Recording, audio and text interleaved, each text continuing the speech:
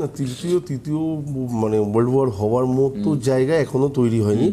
অনেক অনেক দেরি আছে, মানে এগুলো নিয়ে ভাবনা চিন্তা করার আপাতত প্রয়োজন নেই। আমাদের সাথে পাকিস্তানের মাঝে মধ্যেই হয়ে থাকে, তো তার মানে যে বাকি দেশগুলো ইনভলভ হয়ে যাবে তা তো কখনোই না। তেমনি ইরান, ইসরায়েল, আমেরিকার মধ্যে হচ্ছে, আর সাপোর্টে তো বাইরে থেকে অনেকেই সাপোর্ট করছে, কিন্তু বাস্তবিক অর্থে আমার যেটা মনে হয় এই যে সিচুয়েশনটা আসছে এটা কোথাও না কোথাও একটা টানাপোড়েন এবং আমাদের কাছে দুঃখের কারণ হতে পারে।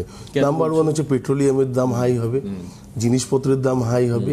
লোককে যদি পেট্রোল আজকে 100 টাকার পেট্রোল 300 টাকা বা 400 টাকায় কিনতে হয়, তাহলে জেনারেলি যাতায়াত ব্যবস্থা প্রতিটা জায়গাতে একটা বড় এফেক্ট পড়বে।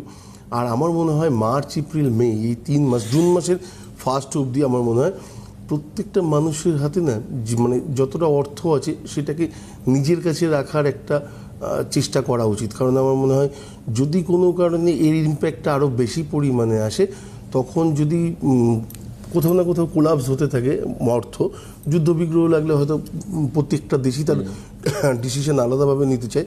তো আমার মনে হয় নিজেদের হাতে সেই পরিমাণ অর্থ রাখা উচিত। আর খাবার ব্যবস্থা বা আলাদা আলাদা এগুলোর এখনও এতটা টাইম আমাদের মধ্যে আসেনি। তো হ্যাঁ, অবশ্যই যেদিকে এগোচ্ছে সেটা হয়তো ডিস্টার্ব, কিন্তু এতটাও ডিস্টার্ব না যেটাতে আমরা দেখছি খারাপ হচ্ছে, বহু মানুষের মৃত্যু হচ্ছে, বা একটা দেশকে শেষ করার জন্য এগিয়ে গেছে বেশ কয়েকটা দেশ, বেশ দুটো দেশ। তো এগুলো নিয়ে একটা টানাপোড়েন।